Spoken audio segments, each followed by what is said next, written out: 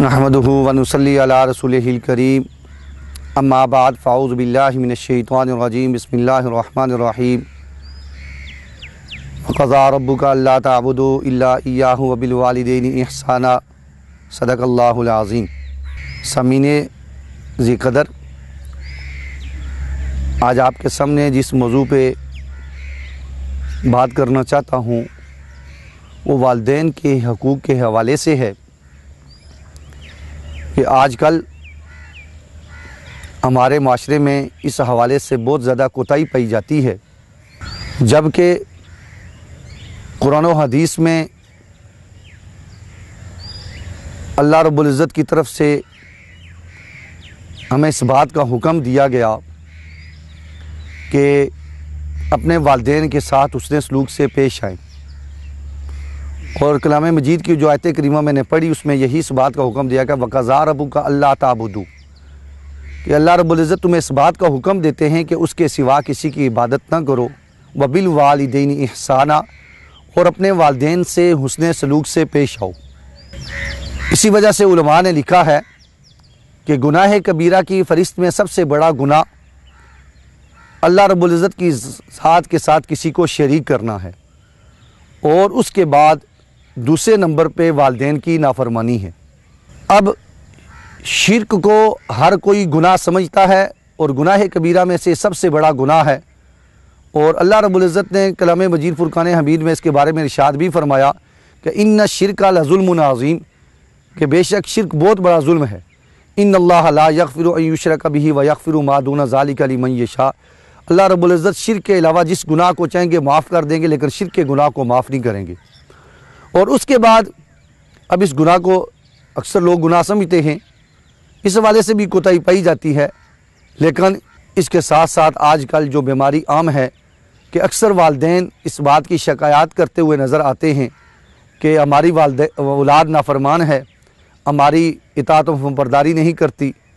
और हमारी नाफरमानी करती है। तो उलमा ने कहा कि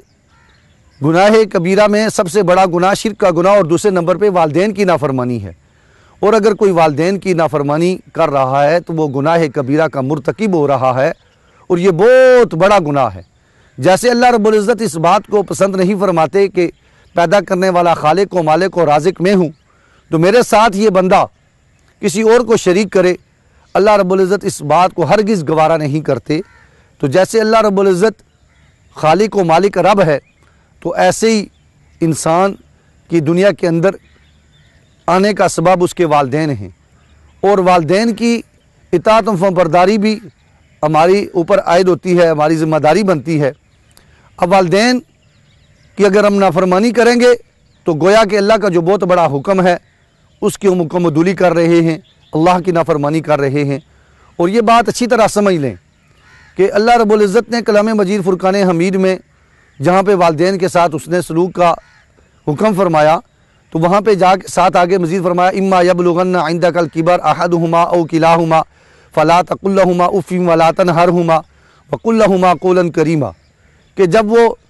पहुँच जाए बुढ़ापे को दोनों या दोनों में से कोई एक, फ़ला तक़ुल लहुमा उफ़, तो उनके सामने उफ़ तक न करो, वक़ुल लहुमा क़ौलन करीमा, और उनके सामने शाइस्तगी से बात करो, अच्छे तरीके से बात करो। तो यहाँ पे उलमा ने इसकी बड़े प्यारा मतलब लिखा है कि उमूमन जवानी के अंदर वालिदैन तंदुरुस्त होते हैं, तवाना होते हैं, सेहत होती है, वो अपनी औलाद के लिए बहुत सारी मुश्किलात को झेलते हैं, उनके लिए रोज़गार मुहैया करते हैं, मुआश का सारा इंतज़ाम करते हैं। और वालिद जाना सुबह घर से निकलता है और शाम को घर वापस लौटता है। और या बाज़ तो वालिदैन ऐसे भी होते हैं कि वो दूसरे मुल्कों में चले जाते हैं, साल 2 साल वापस नहीं आ रहे कि औलाद का कुछ हो जाए, कुछ कमाएंगे तो औलाद को खिलाएंगे, औलाद हमारी अच्छा पहने, अच्छा खाए और अच्छी ज़िंदगी बसर करे, और तालीम व ताल्लुम का, उनकी तरबियत का इंतज़ाम करते हैं। तो वो जना सारी की सारी मुसीबतें झेलते हैं औलाद के लिए। और उधर से वालदा को देखें कि घर के अंदर वालदा है, अपने बच्चों की जाना वो बचपन ही से कैसे बच्चे की जाना वो कैसे 9 माह, अल्लाह ने कुरान में इसका भी जिक्र किया कि कैसे 9 माह अपने पेट के अंदर उठाए रखा, और फिर उसको तकलीफ़ के साथ जना, और फिर उसके साथ उसकी परवरिश की। और अगर बच्चे को ज़रा सी तकलीफ़ हो जाए तो माँ परेशान हो जाती है, जब तक बच्चा चैन और सुकून से ना हो माँ को आराम नहीं आता। और अगर जना بچے کو تکلیف ہے تو ماں سخت پریشان ہے، اور اگر بچہ جو ہے نا وہ تندرست ہے تو ماں بھی تندرست ہے، خوش ہے، بچہ بیمار ہے تو ماں کے گویا بیمار ہے۔ تو کہنے کا مقصد یہ ہے کہ یہ والد اور والدہ دونوں مل کے اس کی پرورش کرتے ہیں، اس کی تعلیم و تربیت کرتے ہیں، اس کو پروان چڑھاتے ہیں، اس کو جوانی تک پہنچاتے ہیں، تو یہ سارے کے سارے کام جوانی میں وہ بڑے احسن طریقے سے کرتے رہتے ہیں۔ لیکن جب بڑھاپا آتا ہے تو وہی توانا کمزور ہو گئے، اور جو ہے نا وہ کمزوری آ گئی، اور جو ہے نا ان کے اندر جو ہے نا بڑھاپا آ گیا۔ اب جو ہے نا چھوٹی چھوٹی بات کے اوپر ان کو غصہ آنا شروع ہو گیا، اور وہ غصہ جو ہے نا پھر ان سے جو ہے نا وہ برداشت بھی نہیں ہوتا، کیونکہ جب بندہ کی صحت و تندرستی ہوتی ہے تو وہ ساری چیزوں کو برداشت بھی کرتا ہے۔ اب جب صحت نہیں ہے تو ذرا سی بات کے اوپر غصہ آ گیا تو کیا ہوتا ہے، اولاد آگے سے والدین کو کوسنا شروع ہو جاتی ہے، ڈرنا شروع ہو جاتی ہے، آپ یوں کرتے رہتے ہیں۔ حالانکہ اللہ نے قرآن میں کہا کہ اف تک نہیں کہنا۔ علماء نے لکھا کہ اف سے بھی اگر کوئی کم لفظ ہوتا، آہ یا ہوں ہم کہہ دیتے ہیں، تو اس کا بھی اللہ تعالیٰ قرآن میں ذکر فرما دیتے، اور اس سے بھی کم لفظ، تو یعنی اتنا لفظ بھی کہنے کی گنجائش نہیں ہے۔ لیکن اللہ معاف فرمائے، آج ہمارے معاشرے میں اف کہنا، آہ کہنا تو دور کی بات، والدین کو گالیاں تک نکالی جاتی ہیں، اور والدین کو جو ہے نا وہ گھروں سے نکال دیا جاتا ہے۔ پہلے تو یورپ کے معاشرے کے اندر یہ ہوا کرتا تھا کہ جو ہے نا اولڈ ہوم بن گئے اور بوڑھے والدین کو وہاں چھوڑ کے آگے، لیکن اب ایسا ہے کہ ہمارے مسلم معاشرے کے اندر بھی اور ہمارے اسلامی ممالک کے اندر بھی اولڈ ہوم بن گئے ہیں، اور مسلمان اولاد اپنے والدین کو اٹھا کے اولڈ ہوم کے اندر چھوڑ کے آ گئی، اور ان کا پتہ تک نہیں کیا، اور پھر انہی کی طرح ان یورپ والوں کی طرح سال کے بعد مدر ڈے اور فادر ڈے کے نام سے ہم دن منا لیتے ہیں، اور یہ سمجھتے ہیں کہ والدین کا حق ادا ہو گیا۔ خدا کی قسم ایسا نہیں، یہ اتنا بڑا والدین کی حق ہے ہمارے اوپر کہ ساری زندگی ان کی اطاعت و فرمانبرداری کرتے رہیں، اور ان کو اٹھا کے اپنے کندھوں کے اوپر جو ہے نا وہ عبادت کرواتے رہیں، تو پھر بھی ان کا حق ادا نہیں کر سکتے۔ اللہ کے نبی علیہ الصلوۃ والسلام کے دور کے اندر بھی ایک واقعہ آیا کہ ایک صحابی نے اپنی والدہ کو حج کرانے کے لیے کندھے پہ بٹھایا اور جو ہے نا طواف کروایا، تو پھر اللہ کے نبی علیہ الصلوۃ والسلام کو کہنے لگا کہ کیا اللہ کے نبی، کیا میں نے اپنی والدہ کا حق ادا کر دیا؟ تو اللہ کے نبی علیہ الصلوۃ والسلام نے فرمایا، ہاں یہ کیسے ہو سکتا ہے، تم نے والدہ کا حق ادا کر دیا؟ تمہیں کیا پتا کہ جو تمہیں پیدا ہونے کے بعد جو اس نے تکلیف برداشت کی تھی جب تم دنیا میں آئے تھے، یہ تو تم ذرا برابر بھی اس کا جو ہے نا وہ دعویٰ نہیں کر سکے، تو یہ دور کی بات کہ تم اس کا حق ادا کر دو۔ تو بہرحال والدین کے حوالے سے ہمیں بہت زیادہ جو ہے نا میرے بھائیوں ہمارے معاشرے میں کوتاہی پائی جاتی ہے، اور ہمارے اوپر بہت ساری ذمہ داری عائد ہوتی ہے۔ اب اللہ کے نبی علیہ الصلوۃ والسلام نے فرمایا کہ جس کا والد راضی ہے اس سے اس کا رب راضی ہے۔ والد کو راضی رکھیں، خوش رکھیں، آپ کا رب آپ سے راضی ہے۔ اور والدہ کے بارے میں فرمایا الجنت تحت اقدام الامہات، کہ جنت ماں کے قدموں کے تلووں کے نیچے ہے۔ تو کیسے؟ میں تو دوستوں ساتھیوں سے بات ہوتی ہے تو کہا کرتا ہوں کہ اللہ رب العزت اگر راضی ہیں تو انسان دنیا میں بھی کامیاب ہے، آخرت میں بھی کامیاب ہے، اور پھر ہر کوئی سے بڑا پیشوا ہے، مقتدا ہے، کوئی بڑے سے بڑا جنا عالم ہے، کوئی سے بڑا شیخ الحدیث ہے، مفتی ہے، حافظ ہے، اور جو بھی ہے جتنا بھی متقی اور پرہیزگار ہو، ہر کسی کی تمنا ہے، عام مسلمان کی بھی یہ تمنا ہے کہ مجھے جنت مل جائے۔ تو جنت کو ماں کے تلووں کے نیچے رکھ دیا گیا۔ اب جو چاہے ماں کی خدمت کرے، اس سے دعائیں لے اور اپنی جنت بنا لے۔ تو یہ ہمارے لیے اللہ رب العزت نے جنت کو بہت آسان کر دیا ہے۔ اللہ کو بھی ہم آسانی سے راضی کر سکتے ہیں، ہم جنت کو بھی حاصل کر سکتے ہیں، لیکن اس کے لیے شرط یہ ہے کہ اپنے والدین کی اطاعت اور فرمانبرداری، اور ان کی ہاں کے ساتھ ہاں، ان کی نہ کے ساتھ نہ۔ اور والدین تو اتنا اچھا رشتہ ہے کہ یہ کبھی اولاد کے بارے میں بری سوچ ہی نہیں سکتے، ان کی ہر سوچ اور فکر اپنی اولاد کے بارے میں ہوتی ہے۔ ہمارے دوست ایک یوں بھی بات کیا کرتے تھے کہ جب ہمارے استاد کہتے تھے کہ اگر آپ کے والدین آپ کو اس بات کا حکم کریں کہ تم چھت سے چھلانگ لگا دو تو تم چھت سے چھلانگ لگا دو، یقیناً وہ جب یہ اس بات کا حکم آپ کے کر رہے ہیں تو یقیناً اس کے اندر بھی کوئی نہ کوئی ضرور آپ کا فائدہ ہوگا، آپ کو کسی بڑے نقصان سے پہنچانا چاہتے ہیں، اور وہ نقصان شاید ہو سکتا ہے کہ آپ کو کوئی موذی چیز پیچھے سے نقصان پہنچانے والی ہو، آپ کو کوئی دھکا دینے والا ہو، اور ہو سکتا ہے کہ شاید اللہ نہ کرے زلزلہ آ رہا ہے، آپ کو کہہ رہے ہیں کہ چھلانگ لگا دیں، تو یہ اس کے اندر بھی ایک درد ہے، اس کے اندر بھی ایک کڑن ہے، اور اس کے اندر بھی ایک ہمدردی ہے۔ تو اگر وہ اس بات کا بھی حکم دیں کہ چھلانگ لگاؤ تو یہ بھی لگا دو۔ تو اس لیے والدین جو بات بھی اولاد کو جس بات کا حکم دیتے ہیں تو ان کی منشا اور مرضی یہ ہوتی ہے کہ ہماری اولاد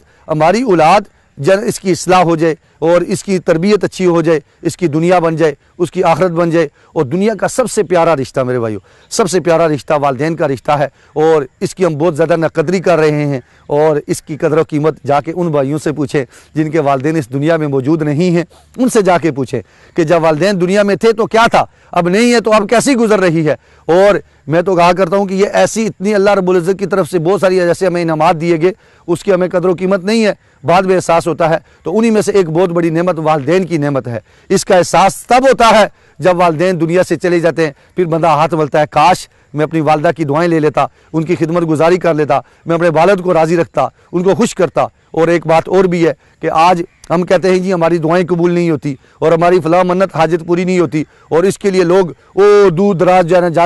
جاتے ہیں، جی فلاں جگہ پہ جا رہے ہیں دعا کرنے کے لیے، فلاں مزار اقدس پہ جا کے دعا کریں گے، ہماری دعا قبول ہوگی، وہ بڑی اچھے بزرگ ہیں، بڑے نیکوکار بزرگ ہیں، ان کے وسیلے سے دعا کریں گے۔ تو میں تو کہا کرتا ہوں کہ ہر انسان کے لیے اور سب سے بڑھ کر مسلمان کے لیے اس کے سب سے بڑی پیشوا اور مقتدا، اس کے مربی اور سب سے بڑے اس کے رہبر و رہنما اس کے والدین ہیں۔ یہ اپنے والدین سے دعائیں کیوں نہیں لیتا؟ یہ اپنے والدین سے دعائیں لے۔ والدین کی دعا کبھی اولاد کے بارے میں بری نہیں ہو سکتی، ہمیشہ اچھی دعا ہوگی، اور کبھی رد نہیں ہو سکتی۔ اور والدین اپنی اولاد کے لیے ہمیشہ اچھی دعا کرتے ہیں۔ والد سے بھی بندہ دعائیں لے، والدہ سے بھی دعائیں لے، تو یہ ہو ہی نہیں سکتا کہ وہ کبھی ناکام ہو ہی نہیں سکتا کہ کبھی ناکام ہو۔ اور والدین کی دعا اولاد کے لیے ہمیشہ قبول ہوا کرتی ہے، اس لیے اپنے والدین سے دعائیں لیں، صبح لیں، شام لیں۔ اور ایک بات اور بھی ہے کہ آپ دیکھیں کہ آج سے تقریباً 20-25 سال پہلے کا جو ہمارا معاشرہ تھا، اس معاشرے کے اندر والدین کا ایک بہت بڑا مقام اور مرتبہ ہوا کرتا تھا۔